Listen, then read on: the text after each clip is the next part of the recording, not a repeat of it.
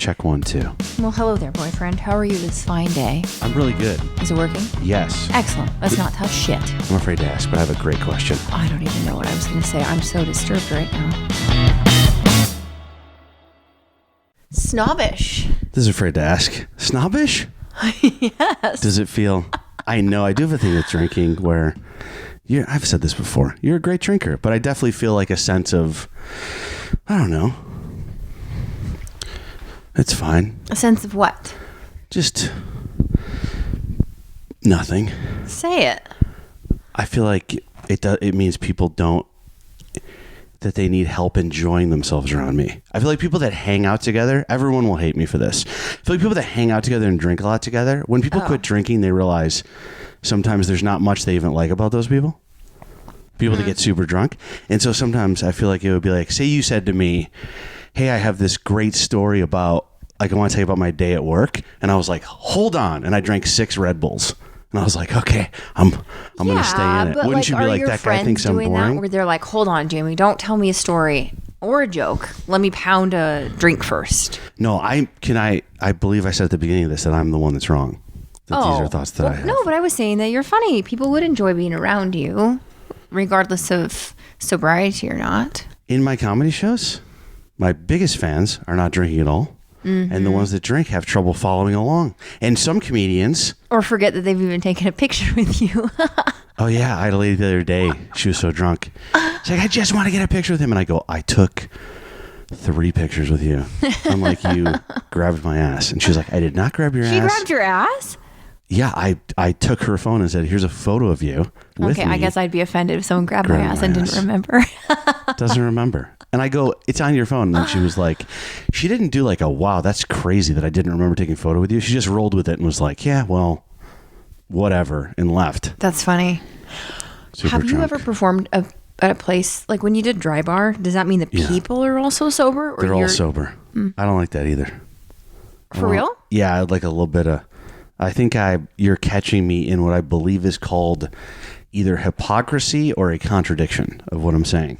Because if you told me no one was allowed to drink, it's a different type of vibe. Because you know what I would like in a perfect world? I would like someone like you who drinks now and then to not drink and come to my show. But if you told me I have done that. No, which I mean, I want the whole crowd. But if you told me a bunch of people that do not drink are coming to your show, I'm not interested. I would like people that drink. But for my night, they're not, like, I mean, I know I'm picking like a... or they're having like a drink. You know what I don't like is when it's like the 2-drink minimum. Yeah. To a lot of your shows, they've told me by myself. Yep. If you're going to stay... because I don't know what it's like to be like, I'm with that guy. Right? Yeah. So they'll be like, if you want to sit there, you have to have 2 drinks. If you said that would change anything. Oh, you mean like they wouldn't when make I'm with you at your show? Yeah, they wouldn't make you. They don't make me drink. But like when I surprised you... Happy Annie, by the way. When I surprised you a year ago. Did you say Happy Annie? I've never heard that before. Is that Happy Anniversary? Sorry about that. I'll take it back. Please don't lose your thought that you're about to say. Because we have someone that listens to the podcast and they're like, you guys interrupt each other and you don't finish. But I have to say this. Do you remember what you were going to say? You said... Yes, I do. Okay. I would like to come back to this at some point. When someone says we're pregnant, I would like to erase their name from my phone and never speak to them again. That is all. We're pregnant? No. Okay. The woman is pregnant. You can be as involved as you want to, but you're not. You guys are not. Just she's pregnant. Okay, yeah. Guess what? We have a heart on. Ew. I don't want to claim that as mine. I hate we're pregnant. I do too. You do? I thought you're gonna crush me on that one. No, Sorry, I abhor it. You know what I say? My friend goes to me. He goes, "I have some news for you. We're pregnant." And you know what I said? I go, guess when what? Are we due? I go, I got some news for you. We're no longer friends. I just think that for the guy, we talked about this once before. Mm-hmm. For the guy, the sex is better because you're not using protection. Oh. And then the woman has 9 months of fucking torture. So wait. Like you're trying forever not to get pregnant, so you're using protection. Trying not to get pregnant, using protection. And then you're like, okay, now I want to get pregnant. Yeah, let's pull the goalie. So the guy gets to just like do his thing. Is that what pull the goalie means? Well, pull the goalie. I mean you know hockey, right? Does pull the goalie mean I'm no longer on birth control? Is that what that means? I guess so. Okay. Yes, I know hockey, but like I don't know. You pull the goalie when you're behind by like 2. I know that. I meant like the exact derivation of how that came to be slang for removing contraceptive So are you suggesting, measures. Jamie? Are you suggesting that guys have an easier time in this world than women? Because I think we'd all agree. We said something this morning, and I was like, "Yeah, thank goodness." Whew, easier hair, getting your hair done. Oh, I get jealous about that. Put a little water in your hair. Done. Women, you disappear somewhere. All of a sudden, there's a $500 bill on the credit card. That's why this shit looks like this today. Yeah, I slept on it wet last night. Are you attracted to yourself because you have a man bun? Do you find yourself attractive? Okay. And a huge. Okay. I'm going to really quick. Can I ask you a question? Did you finish your thought? No, I didn't. Please you cut me off just to tell some random story. I'm not saying I don't like we're pregnant. I don't think that's random. I think that's really important. People know that. I don't know. The interlude ties into alcohol consumption. Secret? It doesn't. Please continue. Now everyone can understand the nicest to our relationship problems is Jamie running his mouth. Yeah. What I was going to say is that when I go to your shows and I don't say I'm your girlfriend, they're like, well, if you want to sit here, you have a 2-drink minimum. And I asked one of the waitresses once, I'm like, I don't want any drinks. I hate the 2-drink minimum. It bugs me. Of course I do. I used to have it when I would go on a date with a girl. I'd be like, you have to have at least 2 drinks. Yeah, well, that makes sense. And she's like, I guess it's got to be something. No sodas either. It's got to be hard liquor. Hard liquor. Not even like low proof wine. I need a chance here. Yeah, no wine coolers. Yeah, if you order, Mad Dog, or what is it? What's the old one? Zima? You order Zima? Oh, it's 4 Zima. Zimas. A 2-drink minimum Silver? means 4 Zimas. Okay. Well, Sorry so I think, you know what I think? Oh, yeah. So I have one. I don't know if I really feel like drinking, but because you said that, I opened it. Yeah. Well, you know what? I like people in moderation. So I think that's going back to the whole theme of anything in life. You like people in moderation? Yeah. Yeah? Well, with the alcohol thing, right? You don't want people wasted, but you don't also want people stone sober that are like stoic in your audience, not having a good time. Like maybe some people love the Stoics unless they're at the comedy club. Yeah, Big fan of the Stoics. Walk away. Marcus Aurelius, go see the improv guy across the hall. Okay, buddy? I don't think that would go very well. Seneca, maybe stay home and watch it on Netflix. All right? I'm looking for audible laughter.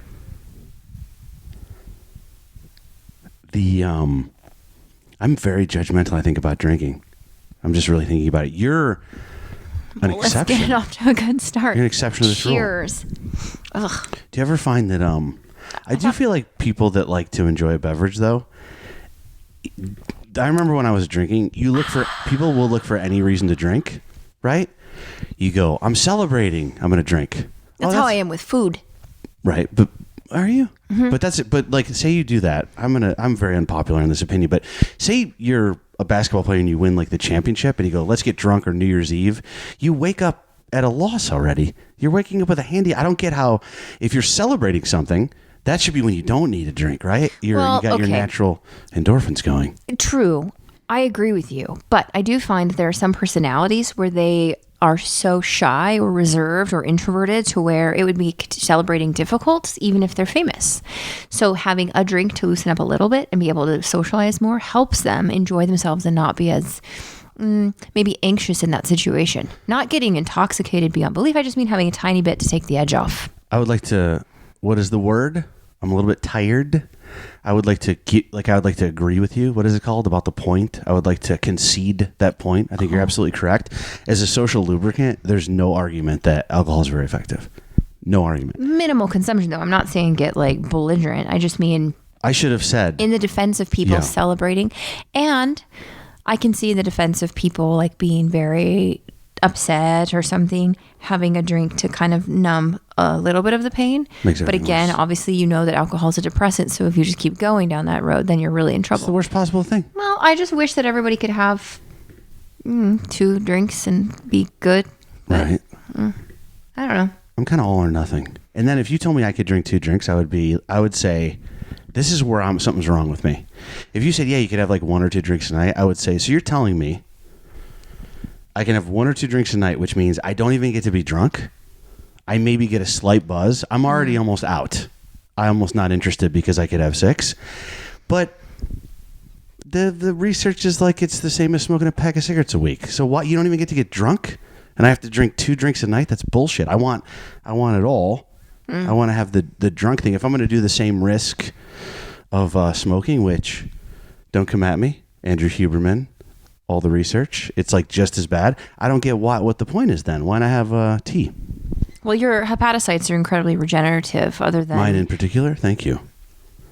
That's the nicest thing you've ever said to me. No, so get this. Once you have cirrhosis, right? That's like the scarring down of your liver. Yeah. Doesn't have to always happen from alcohol induction. It can be from fatty liver. So cells become really fat. They replace, adipose cells essentially replace liver cells.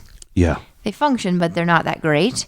But then it can form into scar tissue if it's prolonged, and that's when you're screwed because that's not reversible. So it can be from viruses, it can be from medication, it can be from alcohol. It doesn't have to be from one thing. But the cool thing is your liver cells kick ass. So compared to other cells in your body, it's one of the best, like your nerves, like your neuron cells, right? So just to break it down for simplicity, your liver is like the powerhouse of cells that can just be like, nope, I'm going to repair myself. So a lot of the theory of like apoptosis, induction of like cell death, programmed cell death, like, you know how people like don't eat for a week, the weak cells die off, or the precancer cells they think might die off. Your liver can eradicate a lot of the toxins and reverse itself back to a healthy liver if you change your lifestyle. So what I'm saying is if someone drank a lot and they changed their lifestyle, they often, if they haven't converted to full cirrhosis, they can reverse it and become healthy. Whereas a lot of smokers, once they have done the damage, that risk is there. It's not a reversible habit if you stop. Your lung tissue doesn't repair the same way as the liver does. Not condoning one over the other. I'm just saying your liver's a beast.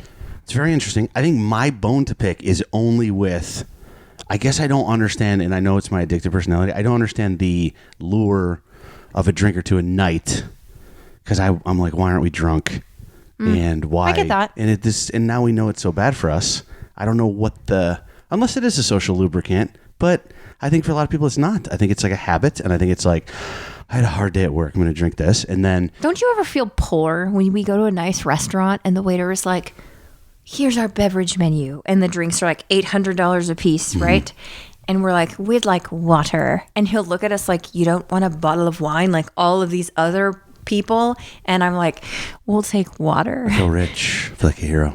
I look around. I feel like they look at me though, and they're like, all you can get is water. You're not going to get appetizers or dessert either, you cheap bastards. I feel so superior when I look around seeing people drinking that they probably don't even know the difference. But I feel judged by the waiters, don't you, a little bit? I do, but you know why? You don't care. He wants a bigger tip. I get a Pellegrino. I get like a $13 Pellegrino with some lime. Do you know that drinking wine with food, like the whole pairing thing, go down the wormhole? Yeah, you've already explained that to me. Wine numbs your taste buds. Things taste totally different without drinking. It's all bullshit.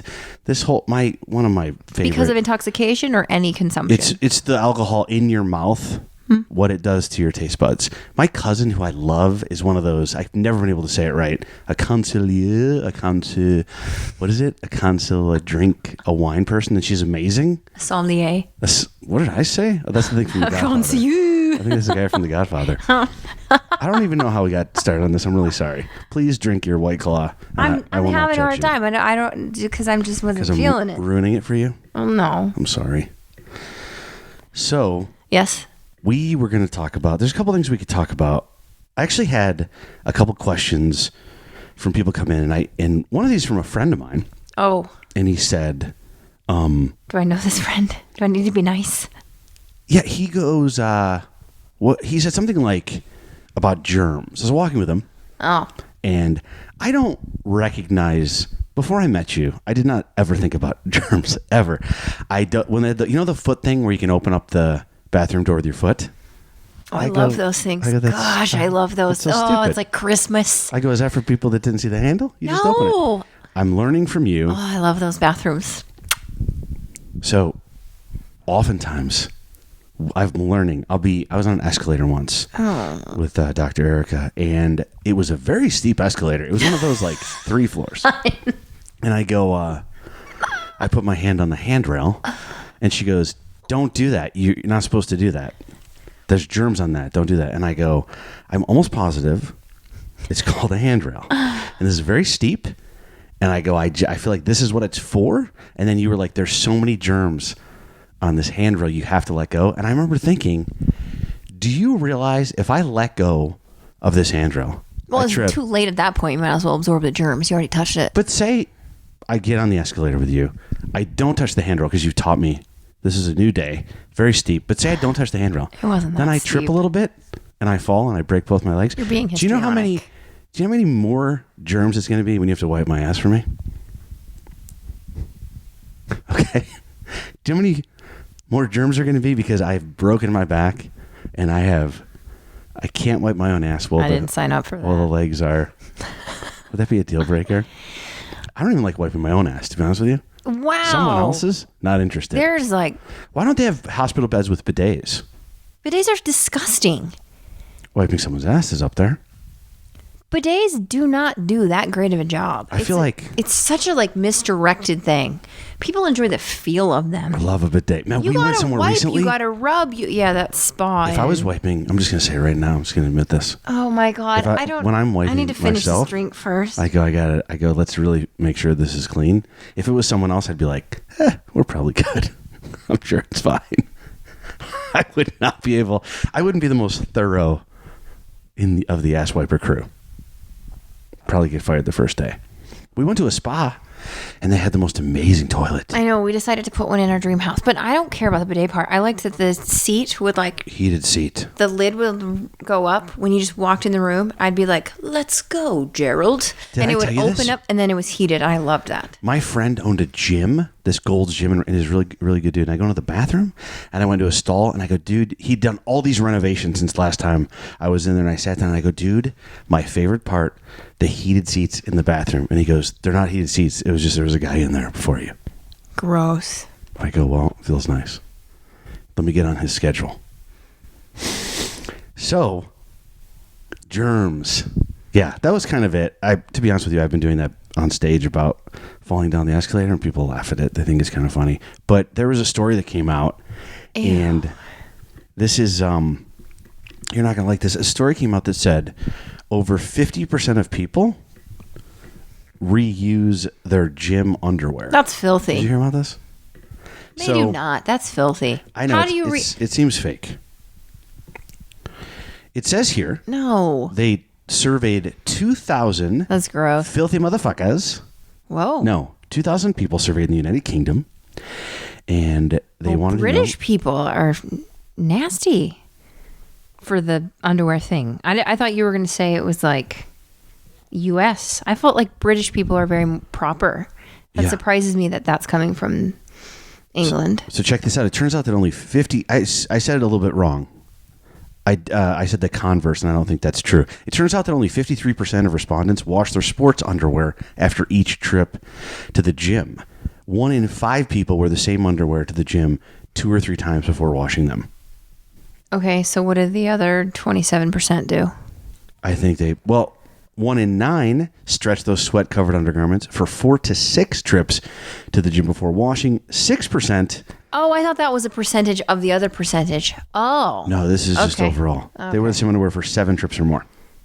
Here's my... What? How many? I know. This is just 6%. This is disgusting. Disgusting. Of 2,000 people surveyed? Yeah. And this, they found that men are more likely to get a few more wears than women. Oh, shit. That makes sense. Lots of shit, it sounds like. 7 days. Ew. 24% of men get 2 to 3 wears before washing, compared to 16% of women. I would like to say... You know what these people are doing? They're not really working out. You see these videos where people, you do a Peloton Cody, you got to change your underwear. I want to know how often those same people don't or do wash their underwear when they're not exercising then. If some of them go a week while exercising, what are they doing when they don't hit the gym? Is it like 1 pair a month? I don't believe this. I've worn the same pair of underwear maybe once in my whole life, and it was because I was in a hotel and maybe I didn't sweat that much at the gym. I didn't have that good of a workout, and I didn't have enough clothes. But you know what I do? Sorry, I talk like that for a minute. I'll go to the dollar store and I'll buy underwear, or I'll go to Nordstrom's Rack and I'll buy underwear. That's so insane. Gross. This one time, this guy came into the green room. Ew. And he said, in the comedy club, he came in the green room when I was sitting with my opener, and he was wearing like this oversized like suit coat and like these weird dress pants that look like, and I every time like I started calling him Nordstrom's Wreck. It's one of my favorite. What the? I did joke. That's so offensive. You know what I called the guy the other day? I was driving, and there was a guy at a park bench, and he had a black suit on, and he had kind of like long hair. You'd love it. And he has like these glasses on. Shut And he was wearing up. this Lululemon sports gear. I said one time that I thought guys with longer hair were attractive. Yeah, that's all it takes. You just called me a man bun. I told you one time I fucked that guy when we were dating. One time. It was way more times than one. So, jeez, I don't like how serious you're taking this. So I say to my I can't even do this anymore. So I say to my kid, so this guy's wearing a suit, long hair, glasses, and he's wearing Lululemon athletic gear. And I go, kids, look, it's John Wick Away Moisture. Just dead silence. Most of the time I'm just bombing. You know that. I'm bombing when I'm with you, bombing with my kids. Nothing on that? Do you know who John Wick is? Is it a movie? What? I mean, yeah, but that would be like saying, like if I said, like, do you know, it'd be like if I said, do you know who JFK is? And you were like, is it a movie? Oh, Yeah. John Wick's a real person? He's kind of a, no, I mean, I just mean like John Wick is the guy. But he's not a real person. It's a fictional character. Yes, but the way you said in it. a dramatic, cinematic production of something. Action movie. Okay. Then how would that be compared to JFK? Because it's the name of a guy and he goes, is that a movie? That's a fictitious character versus a president. It would be like if you said, do you know Jamie Lissow? And you were like, oh, the sitcom. It's the same. No, it's not. All right, A historical figure that I didn't recognize or I thought they were just in a movie would be a lot different than not knowing a random movie. You're right.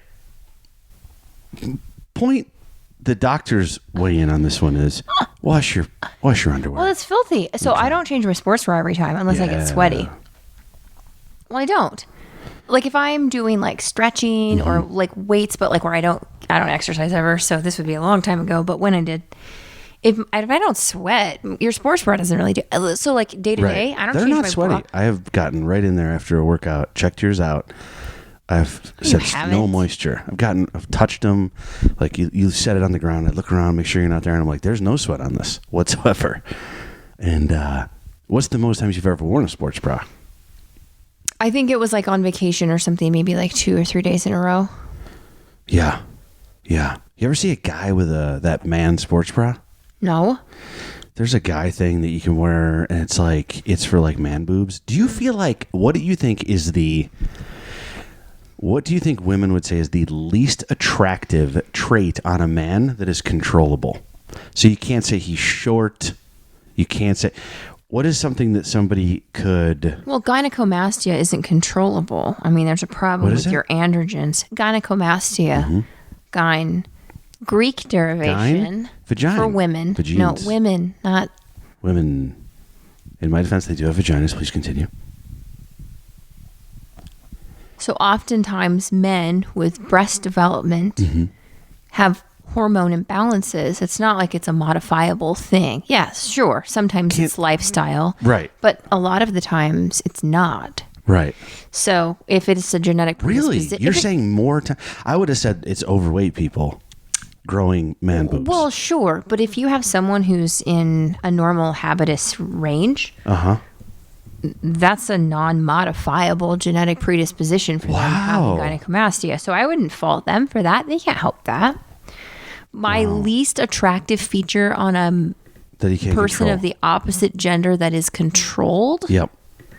That is controlled or non-controlled? Like bad breath, you can control. I'm saying like something someone cannot control. Cannot control. And you're like, oh, I don't like that. I thought, yeah, I don't have one. That they can't control. I feel like a lot of it, what bothers me is when people can control something and they don't take care of it. Go ahead. You can change it to that because I can't think of I'm trying to think of what. Well, yeah, I'll turn it on you. What's something about women that you find disgusting that they cannot control? I don't know if we should say disgusting. I just mean like not as attractive as something else. Well, does like crazy back hair count? I think I'm tired. Because you can shave? Because I just said... But you can't control how much hair your body produces. But didn't I just say it wrong because I'm tired? I don't know. I was saying like you can't say short because someone can control it. What is something that someone can change? that would be the most least attractive thing. I'm very sorry. I'm tired.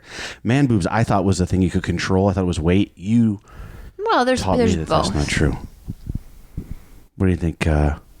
If someone does not have a man bun, if someone cuts their man bun, that upsets you, right?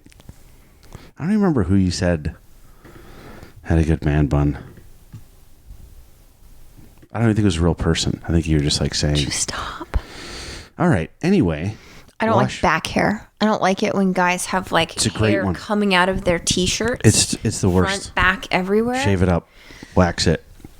Wax that shit. That's one I think that you could control, and it's gross. Do you think all women in Brazil have a Brazilian wax? No, but I think it's interesting. I went to a doctor once or somewhere, and I was embarrassed because, I was going to get a massage, and I had to shave my legs, and I was like, please don't, like my back hurts, just focus on my back. She's like, yeah, but I got to do your legs. Like that's all inherently tight. I go, I know it is, but I didn't shave my legs. I'm so sorry.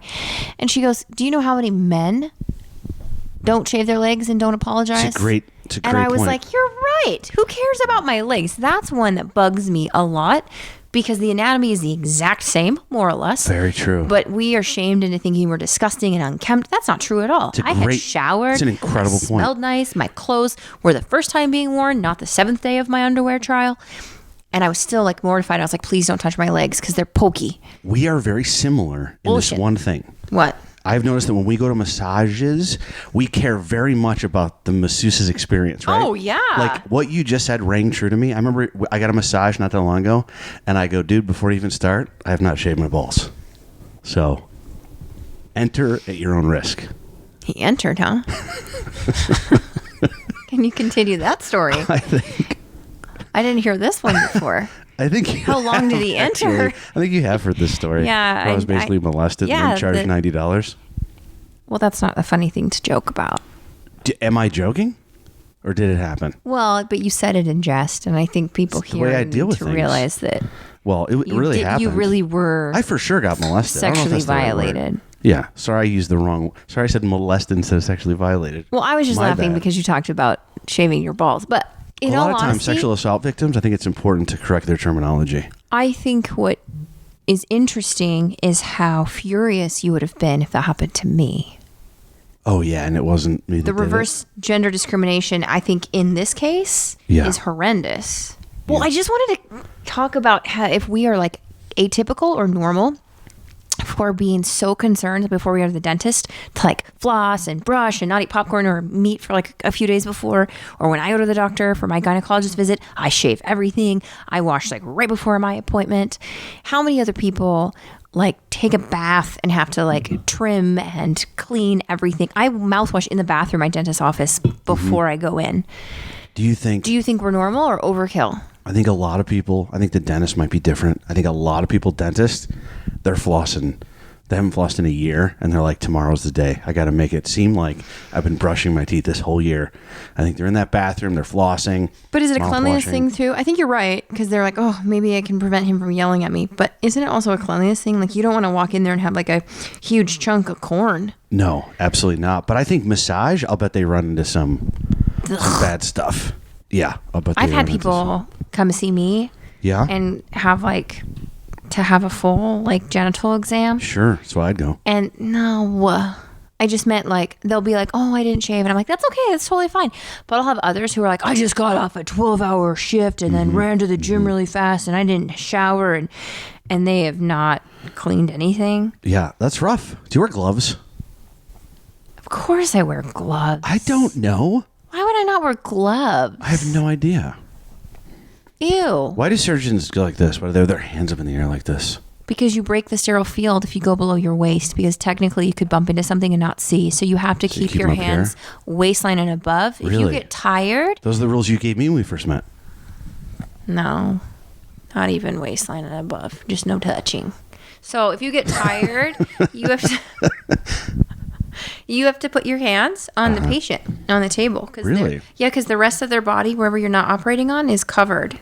Is this related to why masseuses don't always touch the person? Or is that unrelated? No. Do you ever hear that? Sterile. You're not supposed to not touch the guy? That's because it breaks your relaxation. So when they are touching you and then you stop, when you go back, people can like jolt because they're like, oh, they weren't anticipating when you were going to touch them again. So when they walk around the table, they usually have like one hand on you and then they keep going. No, this is for sterility. So if you're really tired and you're like, I can't hold my hands up anymore, and you're not the one cutting or sewing or whatever, you just lie your hands on the patient. Like where, because there's blue drapes everywhere and that's sure. So you just sit there and you rest. Blue drapes. But remember, you can't touch your face either. So it's not just like waist up is safe. It's like, is blue drapes it's when like when an emo girl dyes her pubic hair? Like the drapes match the. What are blue drapes? You were just really focused on like what are blue drapes? Stuff. All of the sterile drapes that we put on patients. Okay. Like with C-sections where they like tape it up, clamp it up so like you can't break the I told you I wasn't a doctor, right? Side. When we first met. You've watched medical shows. You've seen a drape on a patient. Okay. Yeah. I think I was at a comedy show the other day. I think the guy next to me at the urinal was a surgeon because he was peeing with his hands up like this. And he was like, toilet paper. Did you do and it? I give it to him. Is that a real thing? Did the surgeon get to request? Shake. I would have done get it all. I'm impressed by. Is that what surgeons do? Do they really do that? Do they go scalpel? Yeah. And then you have a sterile scalpel and you give it to them? Yeah. The scrub nurse, like the tech will do it. Nice. If they've been working with the surgeon long enough and they can anticipate what they're going to need next, the surgeon just goes like this.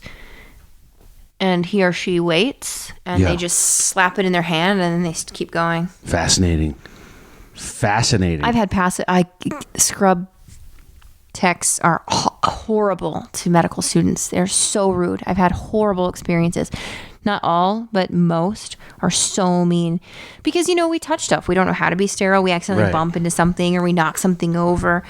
All of us have gotten screamed at, but they so aggressively, I had someone slap my hand as hard as they could with steel scissors and it was like imprinted into my hand when I took the glove off later. Whoa. I was pissed. Do you remember when TLC released that song in protest of what they make people wear in hospitals? She was like, I don't want no scrubs. A scrub. Is that what that was about? No scrubs? Not familiar? That was Destiny's Child. It was? All right. I didn't even know she had kids. Listen to me. Coming up on the next episode of Afraid to Ask. I did. Yeah, but aren't you testing TSA? Aren't you asking for it? I was through. Oh. So I'm putting my shoe back on. I'm tying it. And she goes, hey, you put your feet on furniture at home like that? And I go, yes, I do. Because I do. And then she goes, well, keep your feet off, whatever. And then I go, it was I felt pretty good about this. I go, I'm flying to New York today. And I go, you enjoy your power trip. I thought it was, How did you not get handcuffed and taken away? Did not. I said that to her. I go, you enjoy your power trip today. What did she say back? Nothing. She was not happy. Those TSA people, they want to. Okay, but you know what? Under the guise of protecting us from terrorists, deal. They want to. I don't want a friendly TSA agent. Okay. I don't need bedside manner from people screening for That's true. weapons.